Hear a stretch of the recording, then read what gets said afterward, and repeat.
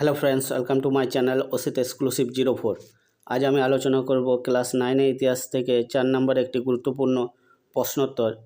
প্রশ্নটি হলো চতুশক্তি চুক্তি সম্পর্কে টিকা লেখো। আমি যেভাবে উত্তরটি লিখেছি তোমরা পরীক্ষা খাতায় এভাবে লিখলে আশা করি 4 নাম্বার পাবে। আর যারা এখনও আমার চ্যানেলটিকে সাবস্ক্রাইব করোনি তারা সাবস্ক্রাইব করবে এবং ভিডিওটি ভালো লাগলে একটি লাইক, কমেন্টস এবং বন্ধুদের সঙ্গে শেয়ার করবে।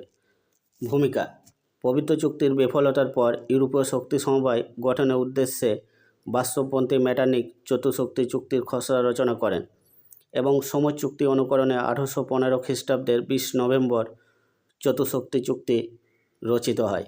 নেক্সট পয়েন্ট, স্বাক্ষরকারী রাষ্ট্র: অস্ট্রিয়া, প্রাশিয়া, রাশিয়া, ইংল্যান্ড এতে স্বাক্ষর করে।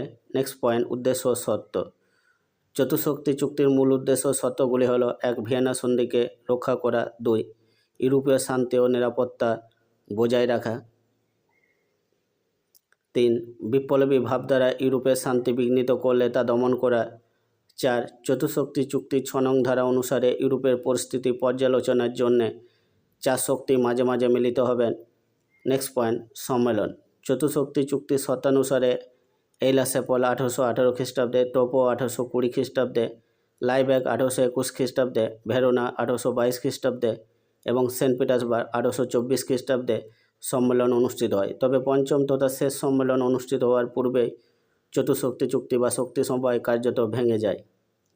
নেক্সট পয়েন্ট, ব্যর্থতা: ইংল্যান্ড ও অস্ট্রিয়ার মতপার্থক্যের জন্য এই চুক্তি ব্যর্থ হয়। নেক্সট পয়েন্ট, গুরুত্ব: চতুশক্তি চুক্তির গুরুত্ব আধুনিক যুগের ইতিহাসে অস্বীকার করা যায় না। প্রকৃতপক্ষে চতুশক্তি চুক্তির উপর ভিত্তি করে ইউরোপীয় শক্তি সমবায় গঠিত হয়। নেক্সট পয়েন্ট, উপসংহার: ব্যর্থতা সত্ত্বেও বলা যায় যে চতুশক্তি চুক্তির উদ্যোগে কিছুদিনের জন্য হলেও ইউরোপের শান্তি বজায় ছিল। ধন্যবাদ।